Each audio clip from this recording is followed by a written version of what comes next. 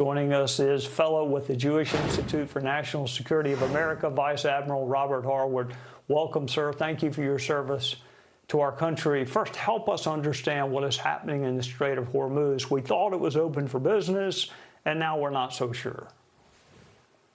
Well, there was an Iranian ship that came through today and tried to break the blockade, which U.S. intercepted. So ships can move. Some of it's by choice and some of it's based on the threat moving or not. And I think what's also riveting here, no one really knows what's going on except the president. And I don't know if that's part of his deception plan or not, but the campaign has been absolutely brilliant. No one thought we would strike Iran. He struck Iran. No one thought we could recover the pilot. We recovered the pilot. And no one knows where we are except the president. So everyone's guessing on this, but it's very clear what the president wants: the free flow of commerce through the Straits of Hormuz and relinquishing of the nuclear material that Iran could have for a weapon. So I think it's been a brilliant strategy playing out as we all watch on a daily basis. But I think at the end of the day, this strategy will force the Iranian government to capitulate. So I think that we've been anticipating that since it started on the 27th of February. And now we've taken the most critical part of it. We're crushing them economically. So I'll be shocked if the regime doesn't come back to the negotiation table. Let me ask you about one of the consequences of crushing them economically. One of their proxies, Hezbollah, has a foothold in Lebanon. How can we help the Lebanese push that terror group out? And are we convinced the Lebanese want Hezbollah gone?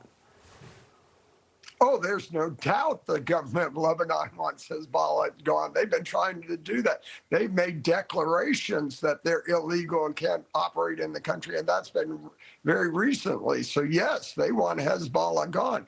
And tightening this economic power diminishes the resources and support the Iranian government can give Hezbollah. And again, I've been a big fan of the ultimate end state, a government in Iran who renounces the Islamic Revolution and all of its policies.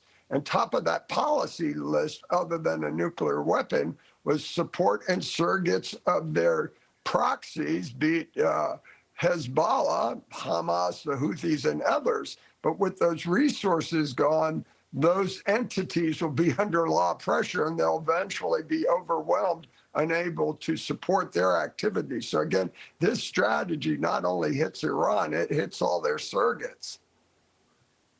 All right, you mentioned regime change in Iran and how wonderful that would be for the entire world and the neighborhood. Are there other markers of success that you will be looking for in the days and weeks to come? I mean, it's hard for me. Trading one despotic theocrat for another, to me, is not success. But how should we be looking at success in Iran in the days and weeks to come? There's no doubt you're starting to see indicators, what's happening in Iran, what's happening outside, the willingness to come back and negotiating. But again, a government in Iran, and it can't be the people who have blood on their hands, because that day of reckoning and accountability will come. But it's a government that announces and renounces the Islamic Revolution and those policies, acquiring a nuclear weapon, threatening the Straits of Hormuz and the other allies in the region, supporting their surrogates, attacking us and our interests, not only in the physical sense, but cyber activity. So the government that has to first meet that. And then at the end of the day, it can't be part of the IRGC that was responsible for murdering 30,000 Iranian people in a month. That at the end of the day, when you have that government in place, there will be accountability, there'll be trials, there'll be arrests of those people who were murdering the Iranian people. So you can see how this plays out over the long haul, and you're seeing snippets, just as you've asked about, Trey, you're seeing some of that.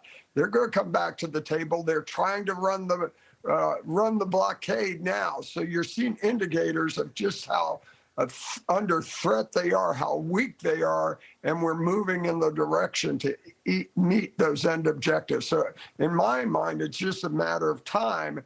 And that's the problem for the president's political pressure to get commerce moving, capitulate on certain aspects of it now.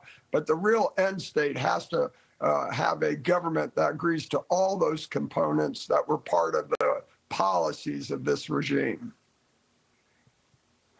Admiral, thank you again for your service to our country and for joining us on a Sunday night. Always good to be with you, Trey. Thank you.